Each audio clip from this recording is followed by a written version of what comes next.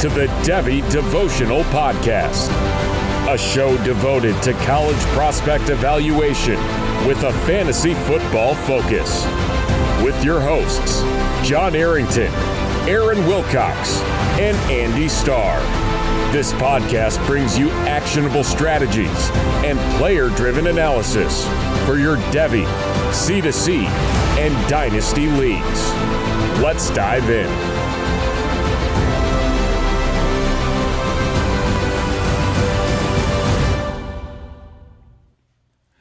Let's dive into best ball. Welcome to the Devy Devotional, where we stay devoted to Devy. I'm your host, John Arrington, and tonight we are going to be talking about the new underdog contest that just came out, the Best Ball Mania for CFB, and it literally came out today. Our favorite co-host Andy Starr was so happy to jump in and immediately saw some issues with the ADP, and I started seeing the posts all around Twitter, so I don't think he was the only one that came across that kind of stuff. So Andy, are you excited? How many drafts have you already done? Like 20 drafts? Are you excited for the new Best Ball Mania, and how's that ADP working out? I'm in 8 drafts currently, so that's $80 down the drain for you guys listening at home and wondering how much money I spend on all this stuff. But I'm a little disappointed that I don't have the time or maybe the patience to do the 20-second timer draft and just get them all done right, in one fell swoop or whatever you want to describe it. I'm doing the 8-hour clock, so we're still in the first round and basically all of them. I don't know how Underdog's interface works, if ADP is going to get updated in those drafts as we're drafting. I feel like there could be some competitive imbalances there if that's the case, but I don't know. I'll let you know once I figure that out if there is some updates as we continue drafting. But yes, definitely some big discrepancies in the ADP. They seem to put a lot of preference or really increase their projections on guys that performed really well for a G4 team last year and are now moving up to a P5 or a P4 team, a G5 team last year, playing for a P4 team this year.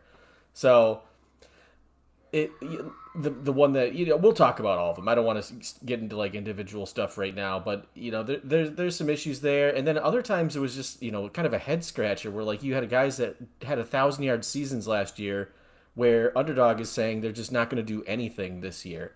So that part was a little bit baffling to me, and I do think that it's worth it to just sort of point those things out right now in case you are in one of these drafts, just to say okay, this guy's not showing up when I'm scrolling down all these wide receivers or all these running backs or whatever. If you know that guy's not on that list that other people can't actively see immediately, you can just type that guy in the search bar, find him. He's not going to have any ADP because of how Underdog's doing it right now, and you can just hit him, click the player in the 3rd or 4th round where they probably actually belong, and get them hopefully for a little bit of a discount at least. And then, if you find enough of those guys early on in this contest, you might have a huge advantage once we get to the playoffs.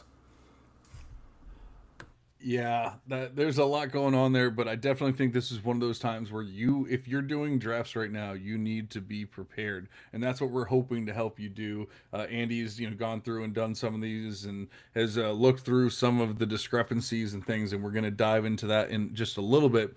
But first, we're generally not the news and notes show, but it seemed like we would be remiss if we did not talk about Brendan Sorsby. Finally, it seems, I guess we can't say finally until everything's said and done, but it seems like we're finally getting an answer to the question, is he going to play, is he not going to play? And that seems to be, he is not going to play. It seems as of about 20 to 30 minutes ago, Brendan Sorsby declared for the supplemental draft, or at least signed the paperwork so that he can, because all of the backlash with everything that's been going on, the Big 12 essentially sanctioning Texas Tech and all that kind of stuff. I guess Texas Tech finally gave in and said, okay, Brendan, you're a good player, but you're not that good. It's not worth all this, dude. Yeah, I think with like the combination of other conferences, especially the Big Ten and the SEC, telling their, their memberships essentially don't schedule Texas Tech, and the Big 12 in turn, kind of saying we don't support this. You guys have violated our bylaws by violating this. They put posts out in lawsuits and quoted like exactly where in the bylaws that uh, playing Brendan Sorsby would be a violation of those code of ethics or whatever. I'm certainly not a lawyer and will never pretend to be. But I think the combination of those things kind of forced Texas Tech to probably go up to Brendan Sorsby and say, hey, listen, um, we're happy you won your lawsuit and everything, but if we play you this season, it's probably going to mean, you know, I won't say the death of our program, but it could be a swift downfall from where we were essentially, we were a playoff team a year ago. So we're not going to go down that path with you. And then Sorsby obviously made the decision from there to enter the supplemental draft. So now it becomes a question: what pick does a team use on him? We were talking before the show. There's obviously people getting clicks like this guy would have been the third best quarterback in the class. He's already he's already tracked as a first round pick in 2027. Someone is going to use a first round supplemental pick on him. I don't think that's the case. I think that somebody's going to reach on him with a third. But beyond, maybe a second. But honestly, that would be such a massive overpay for a guy like Sorsby. A team I think would be really in trouble with their fan base in a season from now if they went and did that, or a couple seasons, however long it takes for them to realize that he's not going to be the guy. But it is good to get a definitive answer to what's happening with this situation, and now we just have to deal with a million Twitter posts from Dynasty commissioners on how to handle this situation in the leagues. And whatever they decide, it doesn't matter, because Sorsby's probably only going to start like a handful of games in his career, if he's really lucky.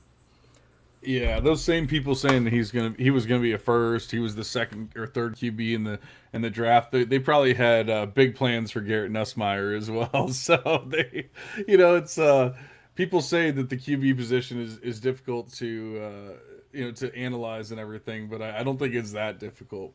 Brendan Sorsby did not do much through a 4-year career until his fourth year in the Big 12, which is becoming more and more of a kind of a joke than anything getting better. For a while they were adding some decent teams and stuff, and then they lost everyone because everyone said, hey, the Big Ten's open, the SEC's open, we got to get over there.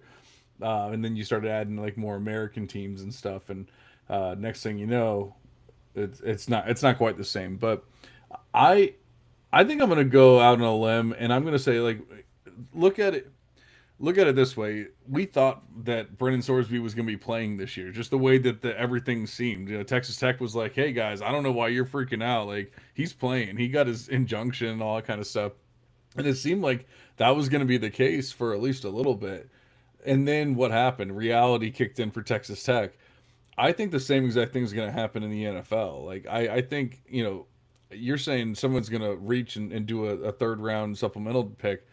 I don't think he even gets drafted. I think he just gets bypassed completely. And I'm not saying he wouldn't have been drafted had this not been the case. I'm saying it's 100% because of the gambling. There's so much in football. There's so many bad players out there, bad people out there that do terrible things on a daily basis, and yet they don't even get a slap on the wrist or whatever. But there's one thing you don't mess around with in professional sports, and that is gambling. And I know that these teams, I know everyone's become desensitized to it because every ad is about gambling and all that stuff.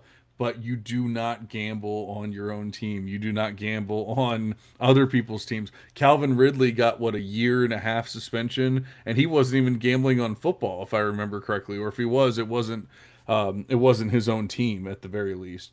Brendan Sorsby was gambling on his own team. He was betting on himself, and Yeah, I just don't think an NFL team can bring that on. I really don't. So I think if anything, I think he passes through the supplemental draft, and then like maybe next year, like once the storm is passed, then everyone like some random team that it leans towards degenerates, goes and says, hey, like the Browns or whoever goes, hey, we're all right, we're gonna pick him up in the off season and add him onto our squad as a practice squad player or whatever it is, and then we'll probably never hear from him again. But I think he would have been a third round pick in the NFL draft. Now I think he's essentially untouchable, and it's like his PR team is the only one that's like making it seem any different. Because if this was any other player, it was like Hunter Deckers. The second that he got caught, he wasn't even betting on his own team. But the second he got caught, or maybe he was, I don't remember. The second he got caught, it was like he's done. There was no more college football. There was no NFL. There was nothing. It was like he's just done. Yeah, yeah. Deckers got banished to the Shadow Realm. He actually did pretty well at JUCO. He won like JUCO Player of the Year, and I think he was on the Saints briefly. But yeah, Yeah, he now did he's go to the gone. Saints, but that was years later, and I'm pretty sure he was like a seventh round pick or undrafted free He was agent or under. Yeah, whatever. he Yeah, just he like got an invite to minicamp, and they signed him on for like a. Yeah, he was cut before preseason, if I remember correctly. right.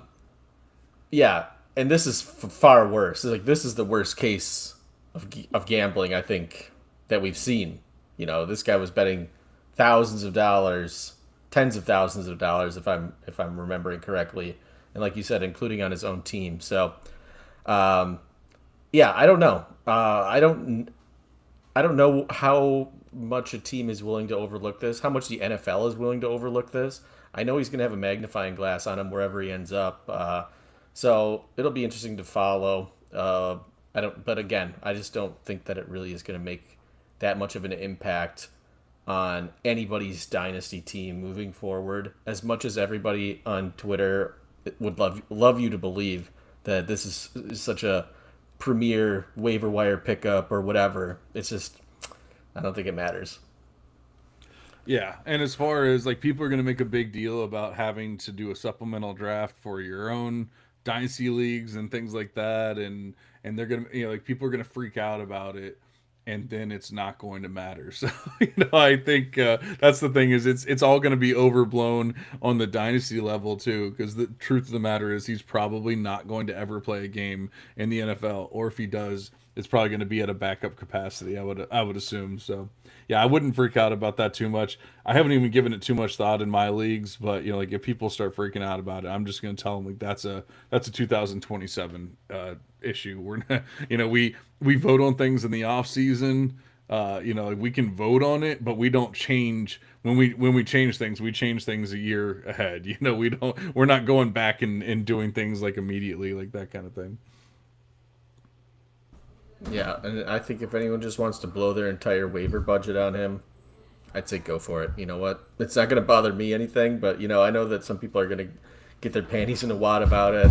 Oh, you should be available to all of us, but if somebody really wants to spend on him like that, I really think that it's their loss more than anything.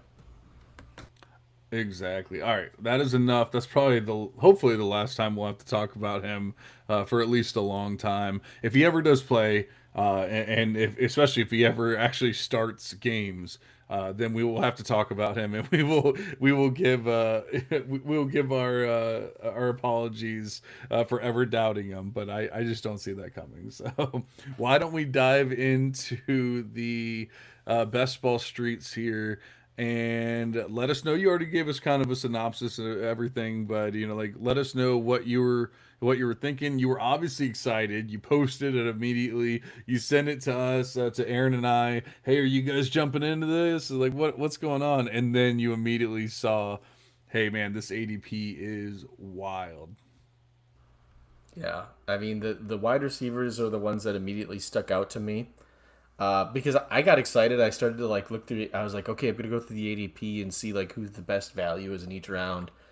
And then I was like, this doesn't make any sense. The first one that stuck out obviously was Trey Brown, LSU transfer. I don't even did he play for Old Dominion last year? I don't even remember where he was at. But he's being drafted currently as the fifth best, essentially because Underdog is P4 conference only. So the fifth best player in college fantasy football, essentially. He did play for Old Dominion last year. He had a decent season too.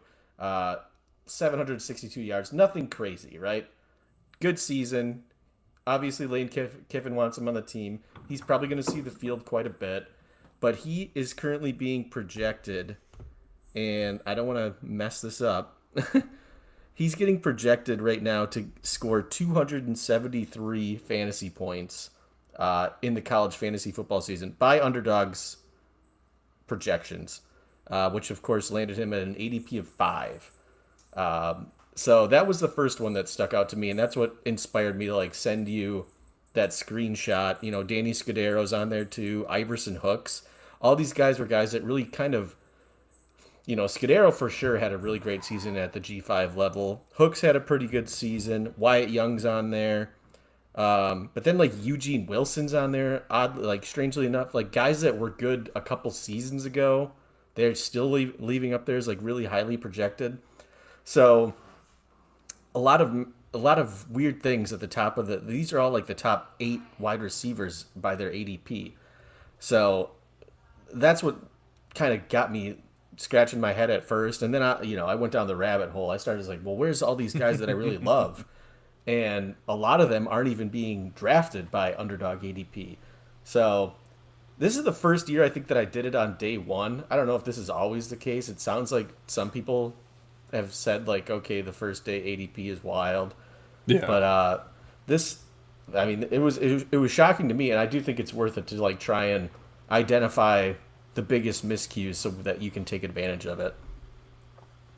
Well, at first I was going to say, okay, well, it makes sense. Like maybe they're using last year's data and then, you know, taking these G5 guys, Danny Scudero, whoever, Trey Brown. But then like Trey Brown didn't even hit 273 points last year.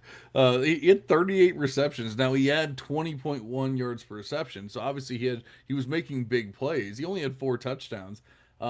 Those things don't happen at LSU, you know, like that's but then you start talking about Trey Wilson. Trey Wilson's never done anything in his career. He's always been just a hope and a dream for people, like, oh, Trey Wilson, this is the year, Trey Wilson. No, he's terrible. He can't stay healthy, and even when he is, he's Zachariah Branch, you know, like this is not a good player. So I don't understand where these numbers are coming from. I mean, I feel like they have to have some kind of algorithm or something that's spitting the stuff out. They're not sitting there and manually giving Trey Brown 273 projected points. I just have no idea what could even be picking up on, except for the only thing that really stands out is the yards per reception. So if you're saying like, oh, the yards per reception is gonna jump up from, you know, wherever, Old Dominion to LSU. Okay, so he catches 50 balls at 20.1 yards per reception. You know, he's got 1,000 yards and however many touchdowns, and I guess that's the only thing I can come up with. But man, I know I've seen quite a few posts on Twitter today, and it's just everyone loving the ADP and saying that they're taking advantage of it. The funny thing is, I don't think they're even taking advantage of it enough, because like I've seen some posts and I've seen some teams. I'm like, well, those are good. I don't know that like they're amazing, and like I think you just like ran away with the league or something. So I don't know if it's in everyone's heads because they're seeing, oh, I have a few guys that weren't on the ADP list or whatever, and so they think like they're getting all these steals and things, but then everyone else is just doing the same thing. And so once you do that 12 times, everyone ends up with a good team, or what it is. But I will say, with the ADP being the way it was like in day one, I really thought I was going to see some like super teams, and I didn't necessarily see that. Yeah, and that's why I kind of maybe after we get off this stream, I'll actually go ahead and do a 20-second draft just so I can lock one in, and see what that looks like. But I'm looking at like some of the guys we're going to talk about here today, and a lot of them are ADP undrafted. I could make like a winning team, and I truly believe that, with some of these guys that are, according to Underdog, not even worth a draft pick in this competition. So, and I truly don't know what their algorithm is because, like I said, there are guys that are currently ADP undrafted that had 1,000 yards on the same team that they're playing for right now, and Yeah. they're not getting drafted. So I don't know how that makes any sense. Yeah, I have no idea. They have something obviously, but it's not working out too well because I mean, we're not sitting here trying to act like we're CFF geniuses or best ball geniuses or anything like that. But I can promise you that players like Cooper Barkate and whoever else should be ranked at the very least or projected at the very least. But why don't you get us into you want to start with the underrated or the overrated players? I don't think we even really need to talk about the overrated players. I mean, there's a lot of them. Okay. I think I named quite a few of them right there, just in the wide receivers. Um, as far as like running backs, they really like Cameron Dickey and Jacoby Williams. They think both of those guys are going to score over 220 points this year. Wow. Um, I mean, I like but Dickey, so that's not yeah, really a problem. I don't know about Jacoby Williams also having that much, but right. I mean, if anything, I don't know who Tay Meadows is for Auburn, but they think he's going to be really good. Um, the running backs weren't nearly as bad. But the first one that I identified as like a guy like I thought about drafting in the first round, and I was like, well, man, where is he at in the running backs list? And this is kind of a good one because it's an overrated and an underrated player at the same time, and that's Ohio State's Bo Jackson, who is one of those 1,000-yard players that I was talking about that is currently listed as undrafted by their ADP and projected to get a total of 70 points throughout this season. Conversely, they have James Peoples, who did nothing last year. He's ADP 55, so was at a fifth round pick, and he's projected to score 184 points this year. holy crap. So that one obviously doesn't make any sense at all. I'm trying to figure out when I'm going to draft Bo Jackson because I don't know. It's hard. You don't know who you're drafting with in any of these drafts. So I'm sure that I'm not the only person that's figured that out. But I'm in the second round right now, so I'm kind of thinking about it. I'm actually on the clock, and this is a draft where I got Darian Mensah in the first, who's also a little bit underrated. But I think I am going to click Bo Jackson here just because we're talking about him, and I do think that he's worth. Like I said, I was considering him in the first round of this draft, but I'm going to go ahead and take him right now. Yeah, I like that, and I think that's a solid pick. I mean, who knows when the player's not in ADP, you have literally no idea when he's going to go. Could you have possibly waited two more rounds? Maybe. But the way that people feel, especially in the CFF community, the way that people feel about Bo Jackson, I wouldn't even say CFF, like in C2C, Devy, everything. People love Bo Jackson. We have a ranker at DLF that I was talking to him the other day, and I'm like, dude, I feel like you gotta pump the brakes on Bo Jackson a little bit. He's like, nope, I love him. And I was like, well, you're way higher than everyone else. He's like, well, you know how it is when you've done it before, where you love a guy so much and no one else is giving him credit, so you just give him like a ridiculous rank so that he's even higher in the consensus ranks. I'm like, okay, I guess I'll appreciate that, but I don't think I can get behind it. Like he's a solid college player. I don't know about the NFL, but he's a solid college player. It's like I think second round pick is definitely viable there. And I looked up Tay Meadows just to see he is coming from Troy, and he had 159 rushing attempts for 695 yards at a 4.4 clip with 6 touchdowns last year in his true junior year. So going over to Auburn as a senior, and apparently he's going to be the stud for Auburn, because Auburn always pumps him out, as we know. So I don't know what's going on. I'm actually like, I am starting to wonder if they're literally just throwing darts, or if or what's going on with that.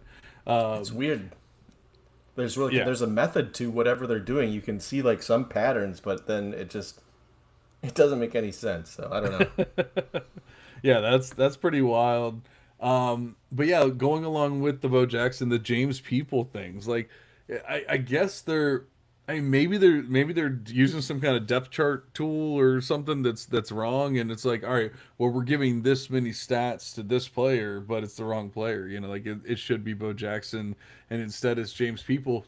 I know that people were excited about Peoples at one point when he was a true freshman, like, obviously going to Ohio State and everything.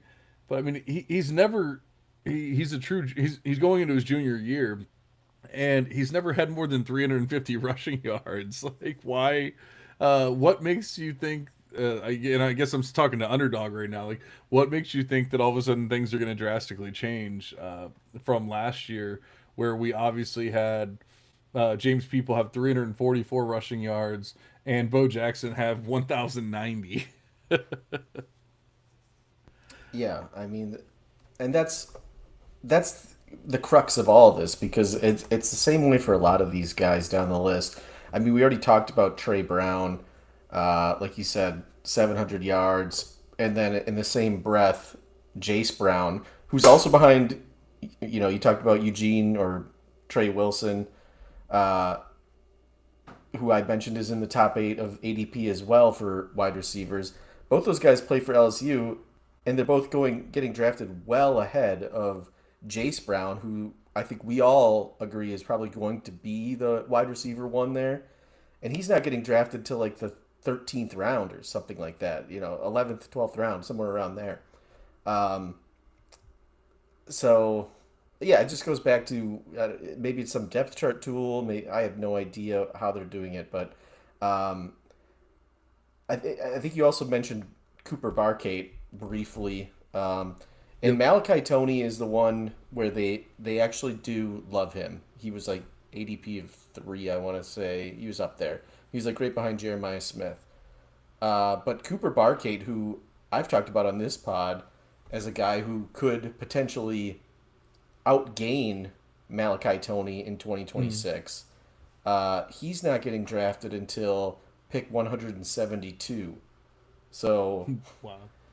you're getting two players on the same team who were projecting to have at least similar stats. I would lean Barkate, and this is a single season fantasy contest, and Right. I'm getting the guy that I like. I think he's going to go a lot earlier than this, but essentially in the 15th round, while you took Malachi Tony with the second pick. So again, that's just another one of those ones that you can point at and say, okay, this is why you get in early, and hopefully you notice something that the other guys didn't. Well, yeah, I'm wondering. That just got me thinking. Like, what are the? And I don't know if you made a list about this or not, but and obviously you're going to get a lot more information over the next few days. But what teammates can you take advantage of? Like you said, obviously Malachi Tony and Cooper Barkate. Could you? We talked about. We talked about Dallas Wilson and Vernell Brown. Like for Florida. Is there? Is Dallas Wilson, because Dallas Wilson gets a lot of love in the Devy streets, in the C2C streets. Is he getting that love in CFF as well? Because Dallas Wilson's played like 3 games in his entire college career, and is still not healthy. I'm wondering, like, players like that, teammates like that. It makes me think of like a Tanook Hines for USC, and then you start getting into some of their other wide receivers there. Could we see some kind of discrepancies there as well? And I'm sure we can come up with a bunch of different teammates where we can really think. But my mind's going blank right now, of course, as we're No, talking about it. I've got a few of them written down. I mean, those were some good ones that you just brought up. And to answer your question, Dallas Wilson is. None of them are really getting a lot of love to the Florida wide receivers, but Vernell Brown is undrafted. I'm just seeing now, so I just jotted it down. Um, d- okay, hold on. I just Our saw best that friend Dallas. Felix Sharp is saying Dallas Oh Wilson my is listed God. as an RB on Underdog. Yep, That is I'm wild. seeing that now. Dallas Wilson is listed as a running back. He has an ADP of 175. Eric Singleton is at 161, and Vernell Brown is undrafted as of right now, according to Underdog. Um, so a lot of things messed up there, obviously. Um, another one that I wrote down and I talked about before the show, Charlie Becker, uh, Yep. Indiana. If we're talking about teammates, undrafted right now, according to ADP. And then you've got Nick Marsh, who we still like a lot. Nick Marsh is going as still pretty late. ADP 94. So what does that come out to? Like the ninth round, somewhere Eighth around round, there? yeah. Something Eighth like that, round? Yeah. But again, I think most of us think that they're going to have a similar season. I think you and I both lean that Becker's probably going to outgain him, be more productive. Um, and Becker's going undrafted. Well, that does make me feel a little bit better because that was actually who I was trying to think of. I was thinking of Marsh, and then I'm like, wait, who is the teammate? And it was Becker. But it does make me feel a little better because I thought you were going to say something crazy like Marsh was being drafted in the third round or something like that. Just the way that people talk about him in C2C and in Devy, I really thought that was going to be the case. I would assume that's going to rise as people, like actually start drafting and ADP starts getting better. I would assume that Marsh is going to be higher than that because that seems pretty low. But I wonder how much Becker will rise and if he'll actually get to. I'm sure he'll be drafted, but I wonder if he'll get to like a reasonable level or if he's just going to be one of those later round guys that you can get. And it's one of those things where like if you're really that excited about the Indiana offense, I would so much rather get Becker in the 15th or whatever than take Marsh in the 8th or the ninth even. Like I said, I think that Marsh would probably even creep up even higher than that when it's all said and done. Yeah, I mean, I know Becker played like probably 10 more games than Nick Marsh did last year. Maybe not that much, but let's say a lot more. But he did have 1,000 yards in 2025. So, yeah, it doesn't matter what his ADP is. I mean, it obviously matters, but I'm saying, like, I'm taking a guy like Charlie Becker. If ADP wasn't an object, and I was just thinking where I might take him in a CFF draft, probably in the first 5 rounds, because Indiana's going to pass the ball a lot, and like who else are you sitting here with a lot of conviction saying like that guy's going to be better than Charlie Becker from a production standpoint in 2026? I can't think about it though. I can't think that of anyone. I could think like Jeremiah Smith. Obviously, you could argue Malachi Toney, maybe Cam Coleman steps it up now that he's got an actual quarterback. But yeah, I mean, I'm just as we're talking, I think of more guys. Nick Marsh made me think of Andrew Marsh for Michigan, undrafted. All these guys, all these guys don't even have ADP registering right now. So, yeah, That's I think wild. after we're off this stream, I'm gonna have to just rip a bunch of the 20-second drafts and just see what kind of loaded teams I can come up with. Our good friend Omega King is in here and he says, "Is Andy going to win Best Ball Mania?" The way he's talking, it sure seems like it. So we'll see. But Andy, I wanted to ask you. Our good friend Felix Sharp is in the chat. He loves JKS, Jaron Kiwe Sagapatalele, something like that. He loves that quarterback, and we love Ian Strong. Is Ian Strong showing up in the ADP, or is he being forgotten about? Because I'm wondering. I'm sure JKS is going fairly early in the drafts. Or nope, you're shaking your head, so maybe I'm wrong here. Ian Strong actually is getting probably more love than I would even give him. Really? He's getting drafted at 110. So again, that's like the ninth round, 10th round, and then JKS actually isn't getting drafted according to their ADP to the 192nd pick. So people like Ian Strong in CFF best ball as of right now in this moment, better than or not as much as they like Ian Strong better than JKS. Wow. Yeah, this stuff is all over the place. I wish there, like, I really need to talk to somebody underdog and just find out what this algorithm is. I need to know. I really do. I mean, they whatever it is, they should come up with some just anything different. Like, there's got to be some better way. Does there seem, and maybe you don't know this, but does there seem to be a position that's better, like running backs are better, or wide receivers? I mean, it doesn't seem like wide receivers or quarterbacks are better. I think you had said that tight ends were terrible. There's plenty guys that we're saying are probably the top tier guys that aren't even ranked, right? But I mean, does it seem like, I guess a better way to phrase the question is, does it seem like they got running backs right for the most part, or are they just wrong in every position? So they missed on a few, but I would say if I had to pick a position they got the most right, most correct, it would be running back. Like, I'll just run down who's still available, and this is a draft that I'm in the second round. So the top guys are Mark Fletcher, Hollywood Smothers, Bryson Washington. That one's way off. You know, they think Bryson Washington's gonna run for 250 points, and that's in addition to that guy we just talked about. What was his name? Tay Edwards. Oh, I don't know what yeah. they think. They think Auburn's gonna be the next, Army or something. Right. Ahmad Hardy's on there. Isaac Brown. Dylan Edwards seems like a stretch, but okay. Darius Taylor, Caleb Hawkins is up there. Justice Haynes, Turbo Richard, Waymon Jordan. I think running back is probably the one they got the most correct, and then I would probably say quarterback is probably the most correct after that, because you do have, and I actually am in the first round of this pick. So they had Arch Manning was number one, and then Trinidad Chambliss, Sorsby I want to say was three, so that one doesn't count anymore. But then Mensah, Damond Williams, Colton Joseph, John Mateer, Julian Sayin, Dante Moore. Kind of makes sense. You could say they missed a few guys, but it actually, it's not crazy. But if I had to pick like the two positions that they kind of did okay on, it would be QB and running back.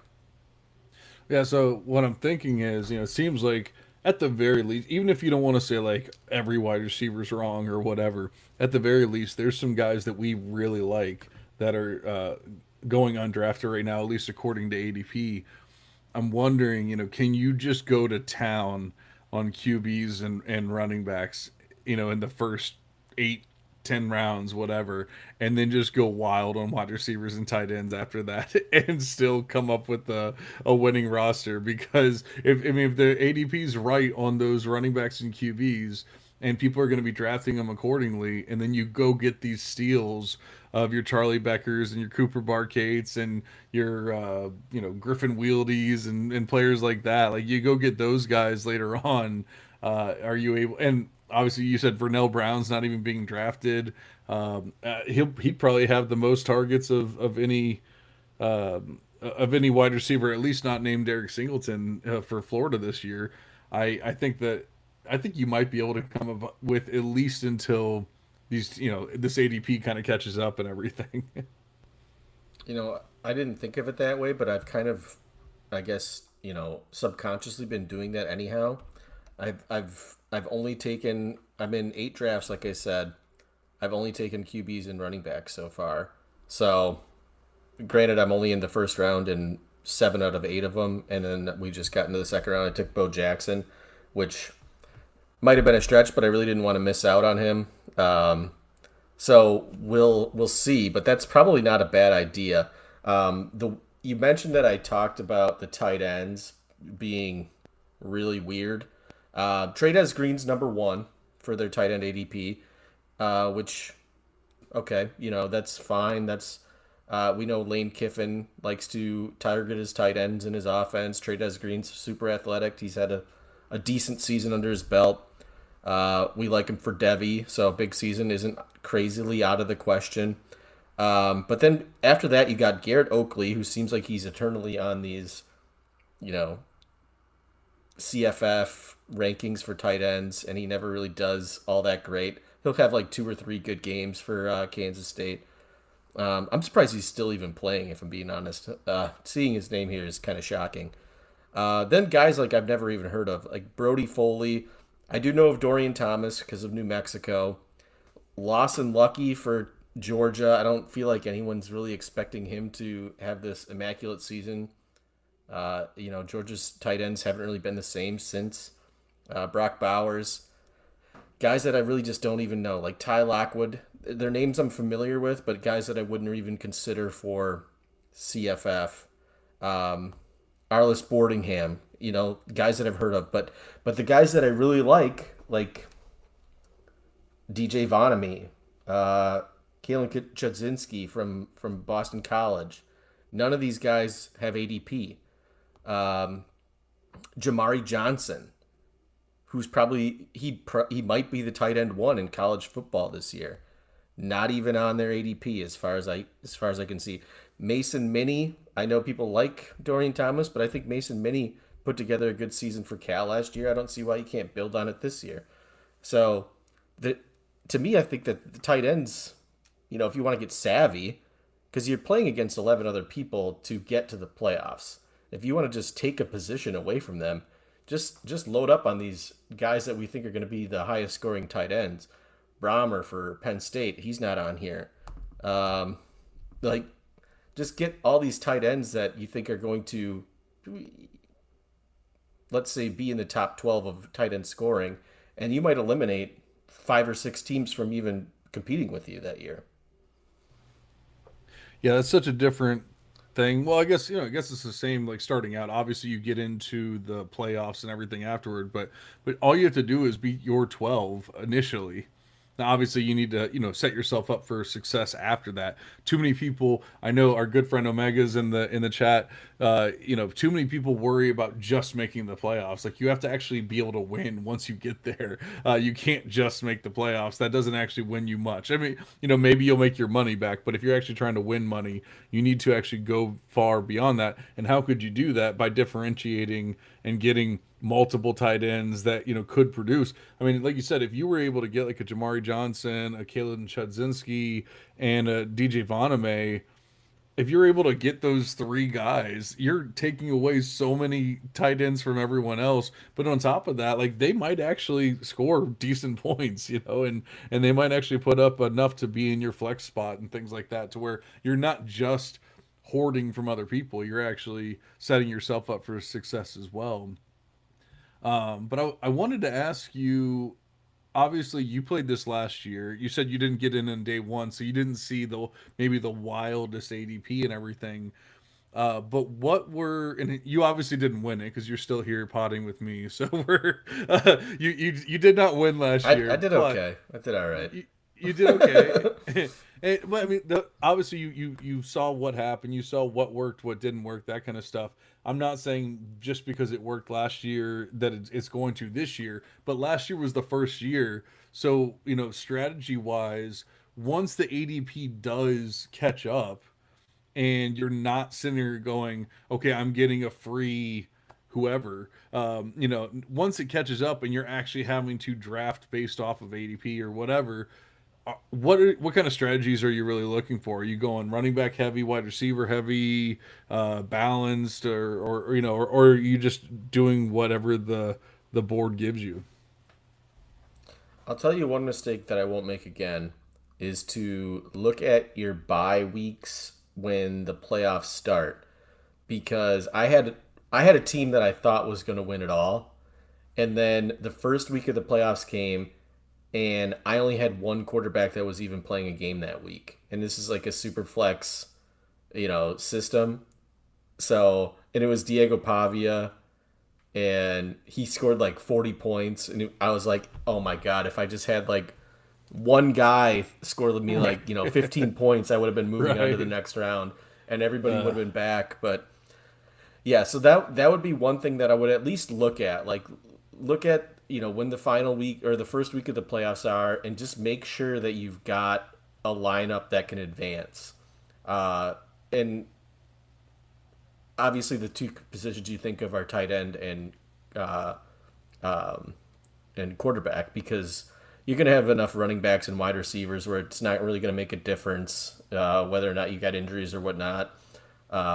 Obviously you want to try and optimize it, but I wouldn't get too far into the weeds with it. Just make sure you've got enough guys playing to where you definitely have at least one or two tight ends playing that week, and you definitely have two quarterbacks playing that week.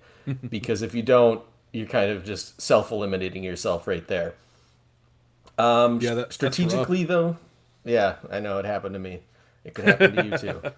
Um, Well, I don't I know. did see somebody post, or somebody posted a screenshot of their team, and I want to say they had like 9 quarterbacks, and I thought that was insane. But maybe after hearing your story, maybe it's not as insane as I thought. No, I mean, this is a team that probably had five quarterbacks on it, maybe six. And between injuries and bye weeks, it just happened where there was nothing there. So I feel like you want to have at least three guys that you would project to be starting that kind of covers you for an injury on one of them, just so you're scoring points in those spots. But that was a lesson I learned the hard way, unfortunately. But I don't know if I have a strategy because even when the ADP does catch up, it's college football, right? You're still going to have your guys that you really like that nobody else really likes. So it's the same thing when you go to Fantrax or have a C2C draft. Once you get into like the eighth or ninth round, the ADP is there, but it's not like a Bible like it is in a NFL fantasy draft. You can still go out and just get your guys because maybe you just don't really feel like any of the guys drafted in the eighth round are people that you really like or care about. So I would say after like I don't want to like put a line of demarcation or anything as like when you start to shift away from the ADP and just going with how you feel and who your guys are. But I think you'll know that point in the draft when that happens, and you can look at the ADP too and be like, well, I do like this guy in the 10th round. I want to make sure I get him, but maybe I take him in the eighth now or whatever. I don't know. It's tough, right? I don't know what the strategy exactly is. And I told you before we even did this show, like I'm a recreational best ball player. I don't necessarily pretend to know everything. I don't do my best ball rankings. I do it because it's a lot of fun for me. Yeah, and I hope I win some money at the end of the day. And I usually do okay. I usually at least break even. So let's. I'm hoping for the same this year, but yeah, I don't know. I don't have much words of wisdom, unfortunately, on like what to do once the ADP gets a little more straightened out as we get on further in the off season. Well, I was thinking about like, is there, and obviously I don't. Once again, I'm not a CFF guy, so I'm not sitting here knowing or saying I know exactly who to draft or what to do. But I'm wondering, we know how difficult that Big Ten and SEC schedules get toward the end of the back or the back end of the season. And these guys that were scoring points for you, all of a sudden now they're going up against they're going up against Ohio State or whoever, and they get you 3 points because that defense is unbelievable. Or you have like Vernell Brown or Eric Singleton going up against Georgia, and the same thing, they get you 3 or 4 points because you're not stopping that defense. Is there a benefit to going like ACC and Big 12 heavy, and trying to just say like, hey, like even when you start hitting the actual schedule, ACC schedule, the Big 12 schedule, it's not the same as hitting that Big 10 heart of the roster, heart of the season, and you can really take advantage of that because you can still get some huge weeks, high scoring weeks. I mean, obviously, we already talked about Darian Mensah. Can you pair him up with the Cooper Barkate? Can you pair him up with a Mark Fletcher? And obviously, everyone's taking Malachi Tony too early to really do that, unless you take him at like 101, 2, or 3. But can you look at some of these ACC teams, in Ashton Daniels and Deuce Robinson? Can you do that and then say like they're not going to hit that wall later on and possibly have an advantage there, or am I overthinking it here? No, I don't think so. Deuce Robinson was the guy I was going to bring up because his ADP is 177 right now. Um, so to me though, it's just I'm never going to be the guy that like dives into every team's individual schedule and think about that too heavily. And I know that like again, it makes me like a not as good of a best ball player as other people, but it's just I don't have the time or the patience to do that. And at the end of the day, like I said, I'm a recreational best ball player. I'm just doing this for fun. If I win it all, that'd be crazy, and I would love that. But it doesn't like the amount of work that people put into this. I don't have like high expectations for myself. Like I'm just happy to make the playoffs in half of the leagues I enter, and then if I can advance a few teams, that's great. And like I said, I usually at the end of the season I'm usually up a little bit or down a little bit, but I'm usually close to even. So I don't have like a strategy that way, but like I said, I think that is something that people should be looking at. It's just not something that I'm ever gonna do. Oh, what about our favorite Washington player, Desmond Roebuck? Where's he coming in? And I guess we should also ask about Damon Williams because he was obviously a fun CFF player as well. So that's another combo that you could get into. Now that's obviously not taking advantage of ACC or Big 12, but it just popped into my head. Yeah, Demond Williams. Obviously, people are going to like him. Rushing quarterback. His ADP is 13, so Oof, pretty high up there. that's But expansive.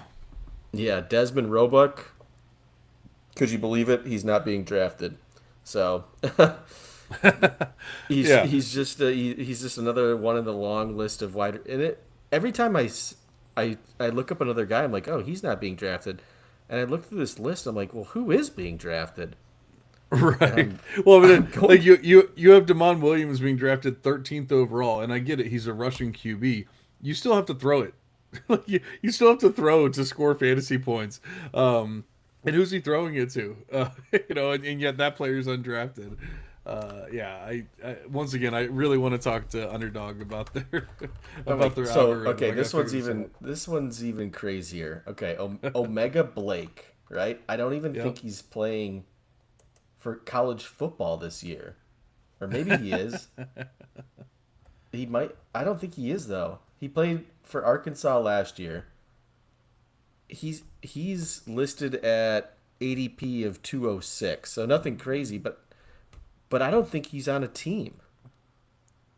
I don't know. It says I just looked him up. It says he is a player for Arkansas, but it also says he's 23 and he'll be 24 July 9th. So I feel like he has to be out. I don't know. It's okay. I'm looking at AI overview. They do say Omega Blake is out of eligibility, but he's getting drafted in underdog best balls in 2026 before Andrew Marsh, before Charlie Becker. People are like, let me see what Omega Blake's got left. Right. Yeah, he was 21, so you're talking about 6-year player at that point. Yeah, no, Like I I think he's don't. done. Yeah, I would have to assume that he's done. If he's not, then he has some kind of crazy work around the system. But that's wild. Well, I think hopefully. Oh, I don't know if you want it to fix itself, but hopefully it'll I guess correct itself and you'll have some kind of semblance of ADP in the near future. But I think we've learned that the wide receivers seem to be and the tight ends for that matter seem to be where you can take advantage of these drafts and push it down the road, see how far these guys that aren't ranked, how much out of sight, out of mind are they, and just see if you can go get steals. Because I mean, we talk about Cooper Barkate, Charlie Becker, um, who else did you? Desmond Roebuck, Vernell Brown. Like that's Andrew four Marsh. guys right I there. got another one for you too that you're gonna hate. You're gonna Uh-oh. hate because you love this guy so much. Amari Thomas, undrafted. Well, that's unbelievable. He's literally like a top 5 CFF Yeah, wide he had over receiver. 900 yards last year, And yeah, undrafted. so like Amari Thomas, and I mean, there's so many other names that we could talk about here. But how many guys could you take that are literally undrafted right now, and maybe they're forgotten about because of that, and just take them in the last handful of rounds or 8 rounds or whatever, and you still have a badass wide receiver core to go with these studs, because now your running backs and QBs are going to be amazing because you've been taking them either at ADP or possibly even a little bit before or whatever, and you're going to have these studs, and now you go mix it up with the wide receivers. I think you have to try it at least until things fix itself. Once you start seeing it normalizing or whatever, then obviously you have to probably go with some kind of actual strategy. But I think for now the strategy has to be wait on wide receiver. I think I'm gonna do this. Like I said, I'm gonna try a draft after we're done here. I'm gonna wait until I'm gonna wait until the 15th round to draft a wide receiver, and I'll report back. I'll let you know in the chat what it looks like. But it'll be interesting to see like how smart everybody is in the draft. I have a feeling I'm gonna lose poorly on that decision, but it's worth a $10 experiment. Right. Oh, okay. You were saying Auburn. So how high do they have Byron Brown in the ADP? He's up If there. everyone at Auburn is going to be doing Yeah, so no, they think amazingly. Auburn's national championship bound because Byron Right. Brown is number 4 in QBs, projected 370 fantasy points. Wow. At Auburn. At Auburn. Yeah. Like, okay, so hold on. Jeremiah Koger. How much is he projected for? 'Cause this So is they fun. they just think that they're going to run the ball a million times because Coker does get drafted at a Okay. 227 ADP, but only 100 fantasy points. Oh man. Okay. So yeah. So they're just running it, and somehow Byron Brown's gonna have three Yeah, hundred and something points. Like I they're don't. running the triple option with Byron Brown and Tay Edwards and Bryson Washington, and it's going to be unstoppable. I guess so. Well, we said we didn't know. We always say we don't know if we're gonna hit an hour or not, and then here we are at the hour mark. So of course we did. Even best ball that we don't talk about too much, we can sit here and BS for an hour about it. But hopefully you guys understand this is probably a good time, especially if you have been like interested in joining Underdog and doing those kind of contests. This is probably the time to do it, because even if you mess up, even if you don't know what you're doing, this is the time to screw it up. This is the time to learn before everything gets locked in. Because if it's anything like NFL best ball, eventually everything gets locked in, ADP gets locked in, and then you have people like posting screenshots on Twitter saying, "Oh, look at this team. No one could ever have this team." And it's literally 2 or 3 guys that were drafted at ADP. It's like they were drafted at ADP. Of course, other people have these teams. Like, what are you talking about? But that's what people get excited about in best ball. So, well hopefully it will get to that point. I wouldn't even say hopefully. It's going to get to that point eventually. But for now, you guys can hopefully take advantage of that. Of the discrepancies, especially with the wide receivers and the tight ends. So go do that. Attack running back and QB early. Although maybe not as early as some of those guys are going, but there's got to be some steals out there. I'm sure. Although people get very excited about those rushing quarterbacks, but Andy, before we get out of here, do you have any best ball mania words of wisdom or anything else for that matter before we get out of here? I just want to again put out the disclaimer: I'm a recreational best ball player. None of my advice should be taken with any sort of conviction, always with a grain of salt. But I think that we can all agree that what we've witnessed here today on this ADP is a little outrageous. So Yeah. the words of wisdom, in addition to that, is just throw $10 down. Do it for fun, and just use your ball knowledge, put a team together, and have some fun throughout the college season, just to see how it does. You know what? I think I have like $20 or something on my underdog account. I think I'm gonna do it. If I have 20, I'll do two. I'm gonna at least do one just to say that I did it. And just have some fun with it. And if I'm that like random person that does one league and then wins the whole damn thing, then you guys will never hear the end of it. Yeah, that's the other thing. Like every time I look at these leagues and it's like max of 50 entries or 150 entries at $10, I was like, who's spending $1,500 on college football Oh, best balls? It's not me, but I know plenty that of they people. exist. I know Plenty of they're out people. there. Those are the ones that are studying the schedules, and they certainly wouldn't end up in the first week of the playoffs with only one quarterback on their roster. That's me.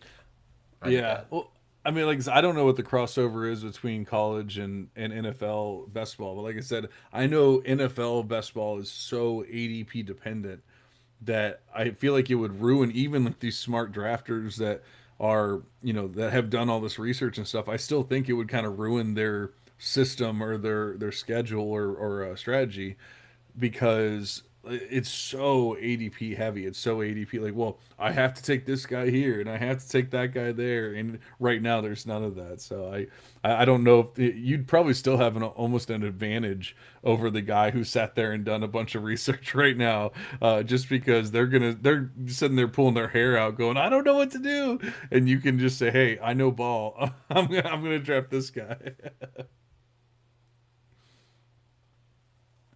Yeah, All right. yeah, absolutely. Sorry. I'm reading messages from somebody who told me to do roster cuts on a C2C league, and I'm reading it uh, like 3 days late. But Oh, ouch. luckily, PJ helped me out and did the cuts for me. Oh, nice.